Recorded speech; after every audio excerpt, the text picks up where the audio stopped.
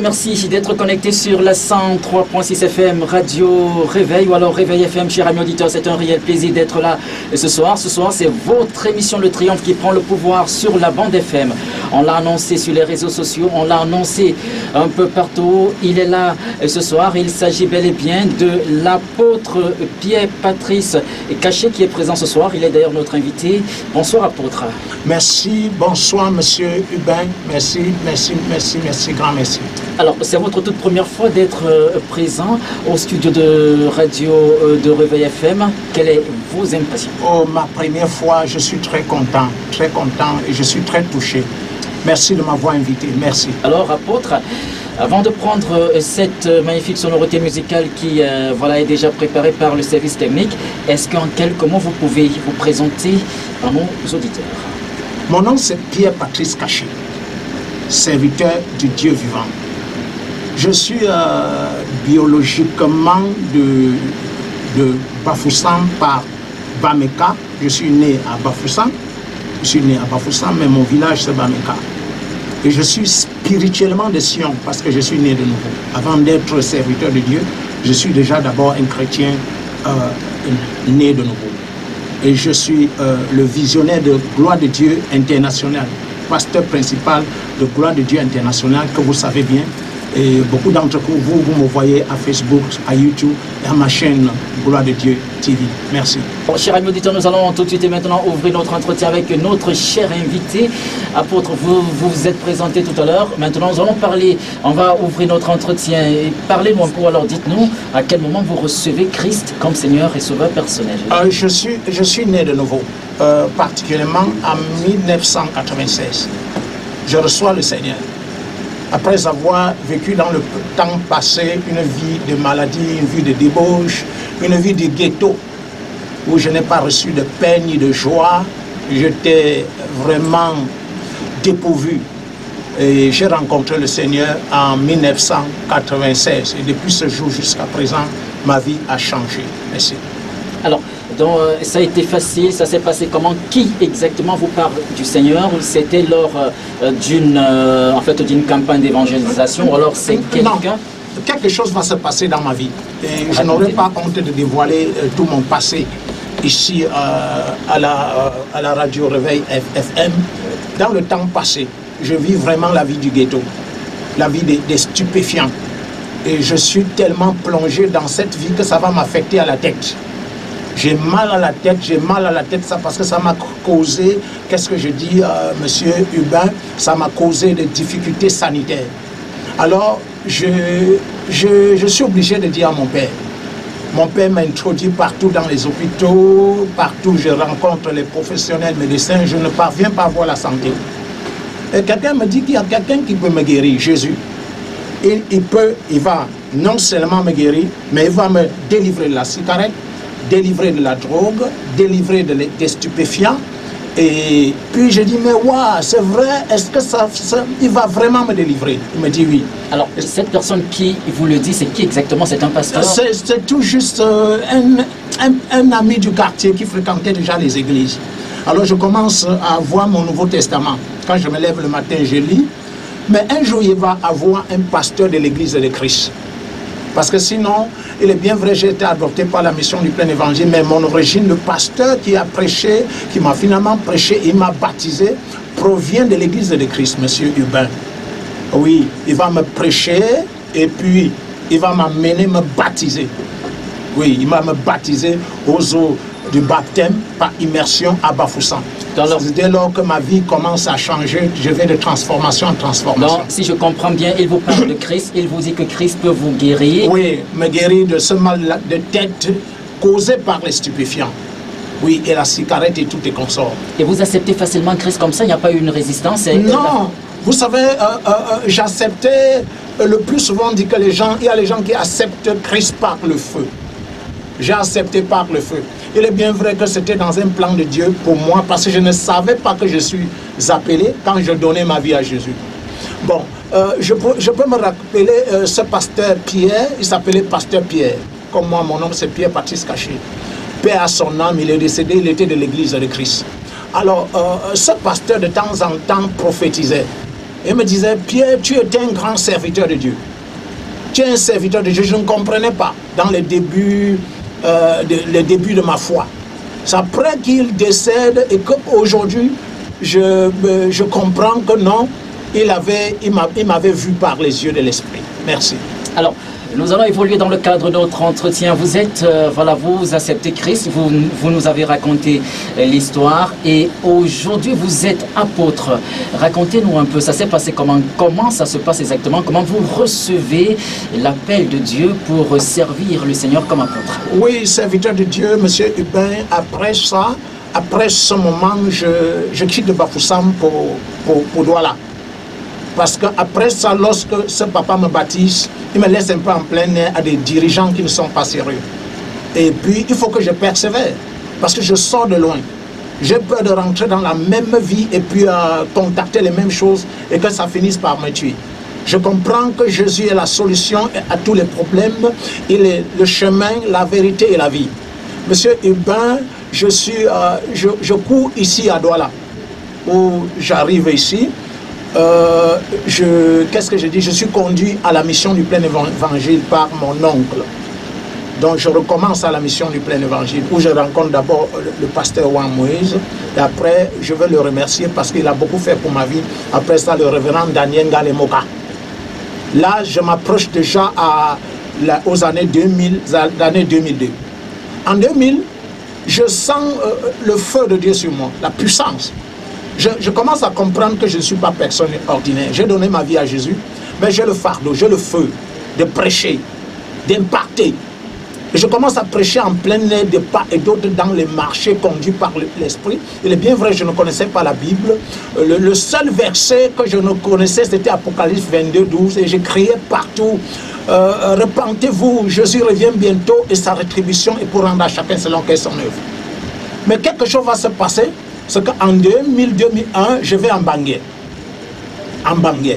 Bangué, c'est ici à côté, ici à Douala, Cameroun. Et c'est là où je ressens, le Seigneur me dit que je dois faire ma première expérience de fonder une église, une branche du plein évangile là-bas. Et je commence. Mais je suis très persécuté. Persécuté par les autorités du village qui me persécutent et ils me chassent même de la maison. Et ils disent que si quelqu'un me donne la maison au village ou bien me loue la maison dans ce village, on va le chasser. Je me retrouve en plein air, je dors en plein air. Mais quelque chose va se passer le 24 octobre 2002 à 21h. Ça m'a marqué jusqu'aujourd'hui. J'ai eu beaucoup de rencontres avec le Seigneur, beaucoup de rencontres avec des anges, mais cette rencontre était une rencontre où, en cette rencontre, le Seigneur confirmait mon appel, M. Hubin. Donc, je venais tout juste de couper le jeûne, il était 21h, il était bien vrai, c'était des moments de difficulté pour moi, je venais de couper le jeûne. Et j'ai coupé le jeûne à 21h sous la tente où je dormais en plein air, les gens me voyaient en plein air sous mon matelas. Et puis, j'ai ressenti la puissance de Dieu sur moi plus que jamais. J'ai commencé à parler des langues de feu. J'ai parlé en langue plus que jamais, plus que jamais. Subitement, j'ai ressenti la présence d'une personne plus forte que moi. Je ne pouvais pas résister. J'ai ressenti qu'il faut que je me mette à genoux. Même en m'étant mise à genoux, j'ai compris qu'il faut que je me couche. Quand je me couche, je ressens la main de cette personne sur moi, il me touche, il me dit, Patrice, Patrice, regarde, les portes de l'enfer sont grandement ouvertes et des milliers et des millions de personnes meurent par jour et partent en enfer. Lève-toi, prêche, prêche l'évangile. À partir d'aujourd'hui, je te oins d'une onction spéciale. Partout où tu parleras de mon nom, je confirmerai par des signes et des prodiges. Je serai avec toi, je t'abandonnerai pas. En effet, il m'a parlé pour plus de 20 minutes. Je ne peux pas révéler tout ça ici. Éthiquement parlant, je ne peux pas me mettre à dire tout ça ici à la radio Réveil FM. Donc c'est comme ça que je comprends que Dieu m'a parlé. Auparavant, je ressentais ces signes de l'appel parce que je prêchais. Mais là, c'était Dieu me parlait audiblement. Parce qu'après, lorsque je me relève, je le vois glorieux, en blanc, comme sur une soutane. Il avait mis les mains comme ça. Lorsque j'ai voulu regarder sa face, il a baissé comme ça. Il a baissé comme ça. Et j'ai regardé, j'étais saisi de peur. J'ai craint ce jour. Et après quelques minutes, il s'était dissipé en brouillard. En brouillard, M. Hubin, c'est une expérience Si vous regardez mes vidéos, à Facebook, à YouTube, à Gloire de Dieu TV, vous verrez qu'à chaque fois que je suis devant un cas de malade, lorsque vous allez comprendre comment je confesse, tu me disais, le 24 octobre 2002 à 21h, que tu me pointes une notion spéciale. Que partout où je parlerai de ton nom, tu confirmes. Et le Seigneur m'a toujours honoré. Parce que je pèse sur cette alliance. Vous voyez un peu. Donc je ne me suis pas levé au hasard. C'est par ce mandat que je me suis en ce jour. Donc, il s'est émietté en brouillard. Il partait devant moi petit à petit jusqu'à se dissiper dans une très grande distance. Voilà comment je commence. Il y a bien d'autres expériences. Parce qu'après ça, un autre jour, après un mois, j'entends dans mes oreilles, va, prêche, guéris les malades, ressuscite les morts. Va, prêche, guéris les malades, ressuscite les morts. Au moins pour 3 jours. Je me rappelle que j'avais couru en ce moment vers le révérend Daniel Moka, un homme de Dieu que j'honore, je respecte, j'acclame et je tremble devant lui parce qu'il m'a beaucoup aidé. Il est un des administrateurs de la mission du plein évangile. Je lui ai dit, papa, j'ai des expériences. L'autre jour, j'ai vu Jésus. Et voilà ce qu'il m'a dit. Maintenant, voici après un mois, je ne fais qu'entendre la voix, ça fait 3 jours. Il me dit, non, l'appel qui a sur toi, l'appel de Dieu qui a sur toi, Patrice, on n'a pas besoin de prier. On n'a pas besoin de prier. On n'a pas besoin de prier pour que nos yeux voient que tu es appelé. Merci Ruben, merci, j'ai aimé cette question. Alléluia. Alors, nous allons évoluer dans le cadre de notre entretien. Alors, vous nous avez raconté un tout petit peu l'histoire, en fait, comment vous acceptez l'appel dans votre vie. Voilà, comment vous acceptez l'appel. Maintenant, on va parler un peu de vos difficultés parce qu'on sait que la marche avec le Seigneur n'est pas une marche facile. Alors, dites-nous exactement quelles sont les difficultés les plus frappantes que vous avez eu à croiser avec le Seigneur. D'abord, s'il vous plaît, d'abord en tant que chrétien, lorsque vous acceptez Christ comme Seigneur et Sauveur personnel, quelles sont les difficultés et ensuite les difficultés les plus frappantes en tant qu'apôtre. Oh oui, je voudrais vous dire, monsieur Hubin, cher serviteur de Dieu, que lorsque j'accepte le Seigneur, ce n'est pas d'abord facile pour ma famille idolâtre. Et mon père qui n'est pas chrétien, ma mère n'est pas chrétienne, mes petits frères et mes petites sœurs qui ne sont pas chrétiens, mes amis et connaissances qui sont du ghetto, ne veulent plus, sont étonnés. Et là, c'est une grande persécution qui commence. Alors, ça s'est passé comment, la persécution? Mon père qui me persécute, monsieur Hubin, et prend tous mes habits. Je ne peux jamais oublier ça. Il prend tous mes habits, confisque tous mes habits, et me laisse avec le pantalon que j'avais à ce jour et ma chemise. Et confisque ma carte d'identité et me chasse de la maison. Vous voyez, je me retrouve chez un frère en Christ ou bien dans une cellule de prière où je dormais au sol. Et j'avais seulement ce pantalon et une chemise. Ça, c'est ce que je me rappelle comme la plus grande difficulté. Il y a d'autres difficultés, d'autres persécutions que j'ai expérimentées, M. Hubin m'a dit. Mais celle-ci, la persécution de mon père, en tant que son premier fils, a été très horrible vis-à-vis de ma personnalité. Donc, je me rappelle que je devais me lever très tôt le matin, j'attachais un pagne et je lavais, qu'est-ce que je dis, ce pantalon avec je séchais et j'attendais, ça se sèche, j'enlève le pagne parce qu'il avait confisqué tout, dans le but de me faire pression. Il y avait d'autres difficultés,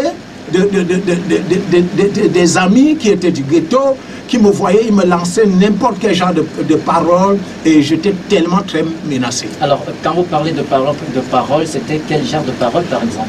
C'est-à-dire, tu es devenu pasteur, tu es entré dans les églises de Alléluia, machin, nous ne te voulons plus, on a appris que tu es devenu sorcier et tout, vous savez. Alors, est-ce qu'il y a d'autres difficultés, d'autres persécutions, d'abord lorsque vous acceptez Christ comme Seigneur et Sauveur personnel? Les autres, la grande persécution, c'est le rejet total. Je suis rejeté par ma famille. Je suis rejeté par mes amis et connaissances. Je suis brutalisé partout où mon père me rencontre, il veut me brutaliser.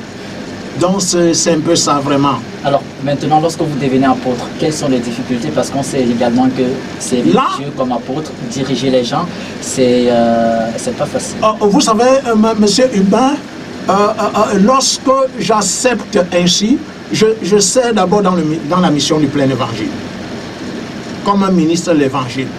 Et je serai soutenu beaucoup par le révérend Daniel Ngalemoka, qui va essayer d'apprécier le travail que Dieu m'utilise pour offrir à cette grande dénomination que j'honore jusqu'à aujourd'hui. Mais ça ne sera pas aussi facile. Je serai persécuté aussi, opposé. Je ne serai pas compris aussi à la mission du plein évangile parce que je suis là, mais je pressens que j'ai un appel. J'ai un appel. Je suis en train de servir ici dans cette vision qui est aussi une vision apostolique, mais je ressens que j'ai une vision apostolique auquel le Seigneur m'appelle. Donc ça ne doit pas être facile. Il y aura cette incompréhension entre moi et les autres serviteurs de Dieu. Et même mon père spirituel, le Papa Ngale, qui ne doit pas me comprendre. Parce que là, il essaye, qu'est-ce que j'ai dit, de me dire, pour être pasteur ici à la mission du plein évangile, qu'est-ce qu'il faut faire? Il faut, voilà les instructions. Tu dois aller à Bamenda, tu dois faire ceci, tu dois faire ceci. Et je ressentais dans mon esprit que non, non, je suis appelé à autre chose. Voilà d'abord les difficultés que j'expérimente en ce moment. Mais finalement, lorsque je finis par faire comprendre à mes pères, et même par une lettre, je commence cette mission de gloire de Dieu dont je suis le visionnaire, gloire de Dieu international, que vous connaissez et que vous voyez à la télé. Beaucoup d'entre vous, vous connaissez mon ministère. Bref aussi, au début, ça n'a pas été facile. Ça n'a pas été facile. Ça a été un ministère puissant, très très puissant. Et c'est un ministère puissant, qu'est-ce que je veux dire, qui ravitaille ce pays et qui continue à ravitailler en ce qui concerne le réveil. Mais j'ai eu tellement de difficultés jusqu'à présent, tellement de défis. Tellement de défis. Vous savez, je suis très touché et mon cœur est fendu à l'intérieur lorsque je veux dire ceci. Les difficultés que nous rencontrons avec les autres confrères dans la vie du Seigneur. Les difficultés que nous rencontrons avec les apôtres, les prophètes, les évangélistes, les pasteurs, les docteurs. Il y a aussi les persécutions internes, parce qu'il existe deux types de persécutions. Il y a plusieurs, il y a les défis. Il y a ce que j'appelle les défis apostoliques, qui sont les défis qui ne sont pas réservés à n'importe qui. C'est quand vous avez, peut-être vous êtes oint, parce qu'il y a des gens qui sont oint, il y a des gens qui sont spécialement oint. Et c'est quand vous avez un ministère puissant que vous pouvez faire face à ce genre de défis. Il y a les défis internes. Paul a dit dans le livre de Philippiens chapitre 3, je crois à partir du verset 1 à 3, que méfiez-vous des chiens. Les chiens ne sont pas à l'extérieur, ils sont à l'intérieur. Il s'agit ici, monsieur Hubin, des gens de l'intérieur qui se lèvent contre vous, vos propres fils, que vous avez engendrés dans le Seigneur. Cela que Paul a dit, j'ai souffert les douleurs de l'enfantement pour vous. Vous souffrez, vous engendrez les gens, vous les impartez, mais finalement ce sont ceux-là qui finissent par vous trahir. Et vous trahissent exactement comme Judas, que la Bible a dit que Satan a pénétré Judas et Judas s'est retourné contre Jésus. Ça, c'est une difficulté. Et la plus grande difficulté qui a failli ôter ma vie, si j'étais ordinaire, je serais parti. Parce que ça m'a amené un stress, une dépression terrible. La difficulté interne. Où nous rencontrons encore à l'intérieur les faux ouvriers, les faux frères, qui font semblant d'être des gens qui ont compris la vision alors qu'ils n'ont pas compris, alors qu'ils sont là pour vous mettre les bâtons dans les roues. Ça, c'est la difficulté interne. J'ai expérimenté aussi les difficultés externes. Par exemple, la persécution dans d'autres villes où nous allons. Par exemple, un autre jour, nous étions à Edea, je prêchais dans la soirée, subitement, j'ai vu le préfet venir avec toute une armée, avec les militaires. Vous êtes en train de faire les bruits et tout et tout. Et ils m'ont sorti de l'église avec les armes et les chrétiens et tout, nous étions dispersés. Vous voyez un peu, c'est des difficultés comme ça qu'on expérimente aussi à l'extérieur. Et bien d'autres difficultés, les persécutions externes. Les persécutions externes, donc tellement de difficultés. Alors Merci. nous allons prendre une autre question avant de respirer un tout petit peu en musique. Immédiatement, cher apôtre, lorsque vous racontez, lorsque vous parlez de vos difficultés, on se rend compte que ça n'a réellement pas été facile. Quel a été, ou alors quel est le secret de votre persévérance? parce qu'aujourd'hui encore on vous trouve pleinement actif dans l'œuvre de Dieu. Quel est le secret de votre personne? Monsieur Rubin m'a dit, monsieur ministre de Dieu, parce que je sais que vous êtes un appelé. Vous êtes un appelé de Dieu, vous êtes un homme de Dieu, et tout ce que je dis, vous comprenez. Je veux dire quelque chose, ce n'est pas l'arrogance et ce n'est pas l'avantagiste. Je suis un général, et un général qui n'a pas peur. Un général de l'armée de Sion, qui n'a pas peur. Je sais qu'il y a quelque chose dans notre pays. Excusez-moi, déjà, vous devez comprendre ceci.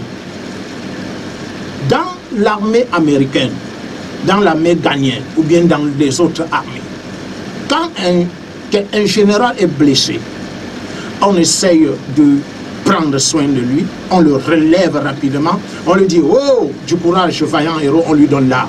Mais dans l'armée de Sion, quand un général est blessé, c'est-à-dire quand je dis quelqu'un de l'armée de Sion est blessé, qu'est-ce qu'on fait? On l'enterre vivant. On l'enterre vivant. Alors, si je veux vous dire, qu'est-ce que je dis, ce qui m'a fait triompher.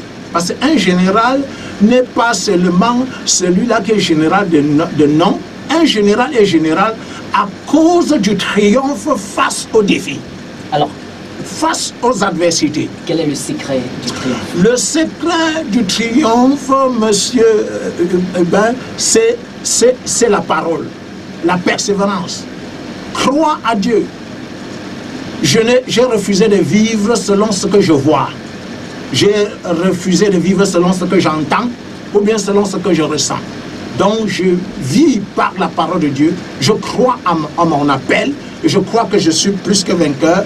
Paul a dit que par-dessus toutes ces choses, nous sommes plus que vainqueurs. Et celui qui est en nous est plus fort que celui qui se trouve dans le monde. Et 2 Timothée 1,7, si je ne me trompe pas, dit ceci: l'esprit que nous avons en nous n'est pas un esprit de timidité, c'est un esprit de courage et de force. Ça nous amène à avancer d'une manière triomphante. Et puis, nous n'avons pas peur. Merci. Permettons à l'apôtre de se désaltérer un tout petit peu. Alors nous revenons à lui. Apôtre, nous allons maintenant parler de vos victoires, parce qu'on sait d'ailleurs qu'avec le Seigneur, il n'y a pas que des difficultés, il y a également de très bons moments.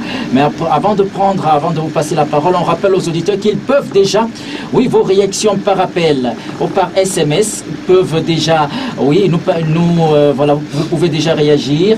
Oui, appelez-nous, écrivez-nous, posez toutes vos questions à notre invité de ce soir. Il s'agit bel et bien de l'apôtre Pierre-Patrice Caché. Alors, racontez-nous, parlez-nous un tout petit peu de vos victoires les plus frappantes avec le Seigneur. Monsieur Rubin Badi, vous venez d'aborder une question qui m'intéresse. Parce que le Seigneur est merveilleux. Il n'y a pas seulement des défis, mais il y a des grandes victoires. Nous avons expérimenté durant ces années, durant les 14 ans où j'ai été dans le ministère, ou bien avant ça à la mission du plein évangile, des victoires comme le gain des âmes. Le gain des âmes. Le gain des âmes. C'est la première victoire que nous pouvons expérimenter dans le royaume de Dieu. Les gens sont gagnés pour Jésus. Nous prêchons, les gens sont saisis de crainte par le Saint-Esprit et ils donnent leur vie à Jésus sincèrement. Ça, c'est une première victoire. La seconde, c'est que nous voyons comment Dieu guérit les gens. S'il vous plaît, je ne vous coupe pas. Alors, revenons un tout petit peu à la première victoire qui est le gain des âmes. Oui. Vous avez expérimenté Dieu en gagnant des âmes, en amenant plusieurs personnes à Christ. Plusieurs personnes à Jésus. Et plusieurs personnes qui m'écoutent maintenant savent qu'ils sont chrétiens ou bien pasteurs aujourd'hui ou bien apôtres, pas mon apostolat. Vous voyez un peu, Donc, c'est la première victoire que malgré les persécutions, les adversités de Satan, nous finissons par triompher en gagnant les âmes, en prêchant les gens, en délivrant les gens de l'alcool, des stupéfiants. Les gens abandonnent les choses, la magie, les sectes, la prostitution, le désordre sexuel et beaucoup d'autres choses, le vice. Les bandits, les braqueurs sont sauvés. Ça, c'est la victoire que nous avons. Et ça, c'est la première grande victoire. La deuxième grande victoire, c'est le miraculeux et le surnaturel. Expliquez-nous. Les sourds qui entendent, les aveugles qui voient, les paralytiques qui se lèvent, les morts qui sont ressuscités. Et nous avons quelqu'un qui est au bout du fil, nous allons l'accueillir. Oui, allô, bonsoir. Oui, bonsoir, à qui ai-je l'honneur, s'il vous plaît? Vous nous appelez d'où? Vous nous appelez depuis Yaoundé? Et dans quelle ville à Yaoundé, s'il vous plaît? Alors, nous vous écoutons pour votre réaction.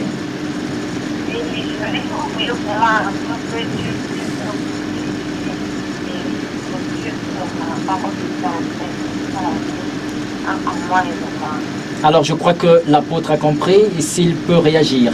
Rapidement, merci ma soeur. Elle dit qu'elle est enceinte. Elle est enceinte et elle souhaite... et mettez la main sur votre ventre, d'accord? N'ayez pas peur, d'accord? Ok, je prie pour vous, je prie pour la protection, d'accord? Vous allez accoucher comme des femmes hébreuses. Des femmes hébreuses sans peine et bien sans douleur. Au nom de Jésus-Christ de Nazareth. Au nom de Jésus, au nom de Jésus. Donc je prie pour vous, au nom de Jésus-Christ de Nazareth. Je déclare que vous allez accoucher sans peine, sans douleur, sans césarienne. Et vous serez protégés. Votre enfant sera protégé et votre mari sera protégé. Sois béni. Merci. Voilà Jésus. Allô? Elle est partie. Nous vous attendons toujours, chers amis auditeurs. Nous attendons toujours vos réactions. Invité de ce soir qui était d'ailleurs en train de s'exprimer. Oui, je disais que la deuxième grande victoire a été chez serviteur de Dieu, chez ministre de l'Évangile Hubert. C'est les victoires du miraculeux, du surnaturel. Et vous savez, ça m'a beaucoup encouragé. Quand il dit, vous prêcherez l'évangile et je confirmerai par des signes de prodiges. Vous savez, ça donne de ce que les anglophones appellent boldness, le courage. Lorsque vous êtes en train de prêcher, les sous-entendent. Ça ferme la bouche des païens, des persécuteurs. Parce que Dieu maintenant confirme sa parole par des signes et des prodiges. Racontez-nous un tout petit peu une histoire. Lorsque vous avez prêché ou alors vous avez prié pour un sou. Et oui, plusieurs fois.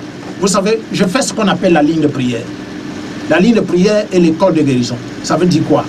Les gens viennent s'enregistrer. Ils essaient de mentionner sur un grand format leurs problèmes. Alors, quand vous êtes en face d'un sou, vous voyez écrit sur le pancarte « Soumis depuis la naissance ». Alors subitement, je place les deux doigts dans ses oreilles et je commande, me rappelant de ces paroles que je viens de vous dire tout à l'heure, que chaque fois quand je suis face au cas délicat, parce que vous devez savoir qu'il y a ce qu'on appelle les petites œuvres du Seigneur. Comme j'avais le palu, c'est parti. J'avais mal à la tête, j'avais mal au ventre, c'est parti. Ça, ce sont les témoignages, les œuvres du Seigneur, mais ce sont les petites œuvres, M. Rubin. Mais il y a aussi ce qu'on appelle les grandes œuvres du Seigneur, comme les aveugles qui voient, les sourds qui entendent, les paralytiques qui se lèvent, et les morts qui sont ressuscités. Vous voyez un peu. Donc, face aux grandes œuvres du Seigneur, le plus souvent, je ne dis pas seulement au nom de Jésus, mais je dis Seigneur, tu me disais. Je rappelle toujours ces paroles d'alliance et je dis au nom de Jésus-Christ de Nazareth, aurait ouvert langue des lieux. Allez tester. Les gens peuvent vérifier ça dans mes images à gloire de Dieu et ceci. Et ces gens entendent le plus souvent instantanément. Instantanément. Donc, Ça, il n'y a pas une histoire, une seule histoire frappante. Lorsque vous avez prié, un aveugle a retrouvé la vue. Lorsque vous avez prié, un paralytique a retrouvé... Non, ça c'était dans le cas des sourds-muets, parce que vous me posez la question, je parlais des sourds-muets. En ce qui concerne les paralytiques, je me rappelle un moment, nous avons un tas de béquilles à l'église. Les béquilles, c'était déjà autre chose. Je ne savais pas où mettre ça. Parce que les gens, tu n'entrais pas et j'avais constaté que par la grâce de Dieu, dans toute mon humilité en tant que serviteur de Dieu, j'avais constaté que c'est un domaine où le Seigneur m'a particulièrement enduit. Parce que le mot onction vient du mot grec machak, qui veut dire être loin de tout son être par l'huile de Dieu. Je sentais que Dieu m'avait oint particulièrement d'une onction pour les paralytiques. Même jusqu'à aujourd'hui, même quand je marche en plein air, quand je vois quelqu'un avec les béquilles, j'ai tendance, c'est un don de miracle, Vous savez, les dons du Saint-Esprit sont divisés en 3 catégories. Je cite seulement la deuxième catégorie qu'on appelle les dons de puissance. C'est-à-dire le don de miracle. C'est ça qui fait que vous pouvez prier pour quelqu'un et la personne instantanément est guérie, ou bien vous prenez le béquille de quelqu'un au même instant. C'est le don de miracle, le don de guérison. Ça peut venir instantanément ou progressivement. Le don de foi, c'est ça qui vous pousse de joindre votre foi à la foi du malade, et c'est comme ça que rapidement, quelque chose peut se passer. Donc c'est un peu ça. Donc en ce qui concerne les béquilles, nous avons rencontré beaucoup de victoires. Je dis des grandes victoires en ce qui concerne les paralytiques qui marchaient avec les béquilles. Donc ça a été ma réjouissance. Jusqu'à aujourd'hui, je vous assure, j'ai appris même à mes fils comment est-ce qu'ils peuvent prendre les béquilles aux gens dans le marché. Ils vont à l'évangélisation et ils expérimentent ça. Ils disent, es-tu prêt d'abandonner la béquille? Parce que l'évangile ne doit pas. Paul a dit, monsieur, que dans le livre de 1 Corinthiens, chapitre 2, verset 4, il dit que lorsque je suis venu parmi vous, ma parole et ma prédication n'étaient pas basées sur les discours persuasifs de la sagesse humaine, mais sur une démonstration d'esprit et de puissance. Aujourd'hui, nous ne devons pas seulement prêcher. Si nous voulons convaincre ce monde, effrayer ce monde incrédule, nous devons démontrer. Chaque serviteur de Dieu doit entraîner son esprit par rapport au miraculeux et au surnaturel. Et la deuxième grande victoire dans mon ministère, je vous assure, après les persécutions, a été la panoplie des miracles fleurissants, comme le pain chocolaté. Merci. Alors nous allons vous permettre de vous désaltérer un tout petit peu. Nous évoluons dans le cadre de notre entretien. Cher invité, l'apôtre Pierre-Patrice Caché. Alors nous avons parlé de vos victoires. Je ne sais pas s'il y a autre chose à ajouter encore, ou alors on passe à la... Je voudrais ajouter qu'au-delà de ces victoires des âmes gagnées, du miraculeux, nous avons les vies transformées. Les gens qui sont transformés. Nous avons aussi d'autres victoires d'autres serviteurs de Dieu qui sont nés au travers de cette commission. C'est-à-dire des gens qui deviennent des serviteurs faits. Vous savez, Éphésiens 4:11 dit qu'il a fait les autres comme apôtres, comme prophètes, comme évangélistes, comme pasteurs et comme docteurs pour le perfectionnement des saints en vue de l'œuvre du ministère. Nous avons des gens qui sont finalement reçoivent l'appel au travers de ce ministère persécuté et qui tiennent jusqu'aujourd'hui et qui sont des serviteurs de Dieu, dirigent des grandes églises et eux-mêmes ont fondé leur ministère. C'est une victoire parce qu'une âme n'est pas totalement gagnée si on ne fait pas de lui un autre gagneur d'âme, comme a dit un serviteur de Dieu. Donc ce sont des victoires. Nous avons aussi des églises fondées de part et d'autre dans plusieurs villes du Cameroun. Et c'est très très merveilleux. C'est merveilleux. Merci. Alors, chers amis auditeurs, vos réactions sont toujours attendues. On vous attend au bout du fil. Nous allons, oui, évoluer dans le cadre de notre entretien. Nous allons maintenant parler, oui, on va s'intéresser un tout petit peu parce que vous êtes toujours au service de Dieu. On va parler un tout petit peu de vos ambitions. Certainement, vous avez plusieurs choses que vous aspirez réaliser avec le Seigneur. Est-ce qu'on peut les connaître? Je voudrais déjà parler du mouvement apostolique et prophétique. C'est une vision qui est née tout juste la fois passée face aux défis d'insécurité, ou d'instabilité que nous avons dans notre pays. Et le Seigneur m'a interpellé. Il m'a dit, bon voilà le gouvernement qui se bat, le gouvernement se bat, il se bat, il se bat, il se bat. Vous pouvez faire quelque chose. Que dites-vous, les serviteurs de Dieu? Je me suis dit que le Seigneur est en train de nous interpeller et m'interpeller particulièrement à faire quelque chose. Voilà pourquoi j'ai eu la vision de qu'est-ce que je dis, de fonder un mouvement appelé le mouvement apostolique et prophétique. C'est un mouvement qui rassemble plus de 200-250 hommes de Dieu chaque année, dans le but de promouvoir la paix, la stabilité, l'unité nationale, le vivre ensemble et même la santé dans notre pays par la prière. Donc nous continuons, nous avons déjà fait la première édition parce que chaque année nous organisons ce qu'on appelle la nuit du gospel et des prophètes. La nuit du gospel consiste à regrouper les artistes du gospel et à regrouper, qu'est-ce que je dis, les prophètes, les hommes de Dieu. Quand on parle de prophètes, même les pasteurs sont des prophètes. Et puis nous regroupons tous ces gens chaque année, même maintenant nous faisons des réunions constamment. Et puis nous avons nos événements. Chaque année, nous avons peut-être 2 événements. Un événement comme ce que j'ai appelé le rassemblement des héros de la foi qui aura lieu toujours en juillet. C'est une conférence des serviteurs de Dieu. Et le 3e vendredi du mois de novembre, pendant toute la nuit, nous avons ce qu'on appelle la nuit du gospel et des prophètes. C'est-à-dire, ils viennent de part et d'autre, les hommes de Dieu, nous venons ensemble plaider et prier pour notre pays. Donc c'est l'ambition, c'est la vision qui est aussi très forte dans mon esprit, de continuer avec cette année pour que nous puissions aussi bénir notre pays. Parce que l'huile que nous avons dans le vase, nous ne devons pas seulement verser ça sur les malades, mais nous devons verser cette huile partout dans notre pays. Nous devons verser cette huile au sud-ouest, au nord-ouest, au nord, et dans toutes les régions du Cameroun. Cette huile que Dieu a mis dans le vase, nous devons verser cette huile pour la paix, pour la stabilité. Donc c'est un peu ça, l'ambition que j'ai pour le moment, d'aller plus loin avec le mouvement apostolique et prophétique.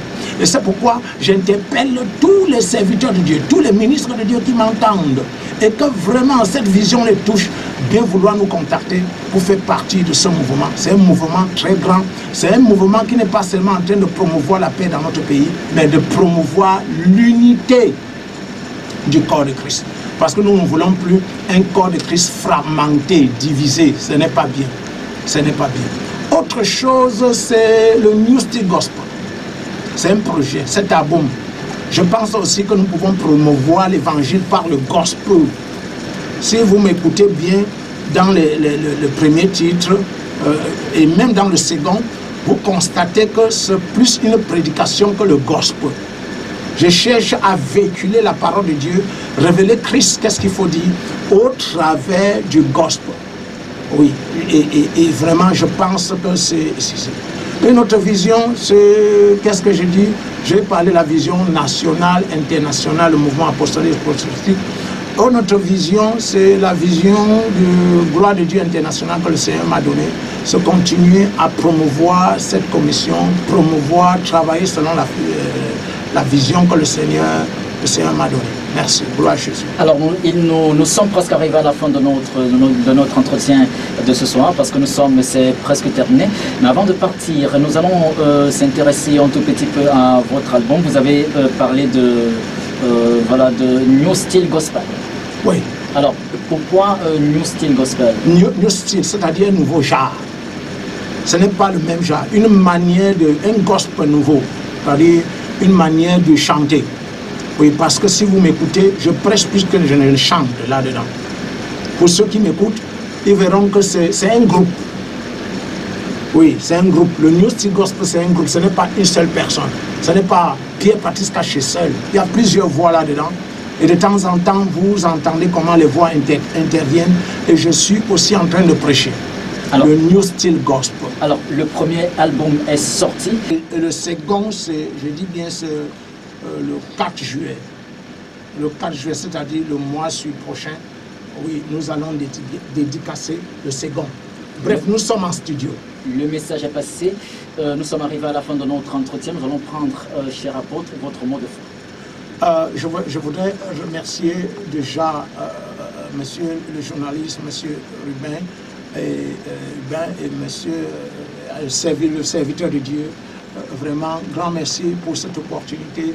Je voudrais dire que ça a été très merveilleux pour moi. Merci pour l'opportunité. Merci pour la radio Réveil FM. Merci, que Dieu vous bénisse. Merci pour tous les auditeurs qui m'ont... de la radio FM qui m'ont écouté, ceux-là qui me regardent à Facebook, à YouTube, merci, je vous remercie grandement. J'espère que vous avez été bénis, vous avez été rafraîchis. Je vous remercie grandement.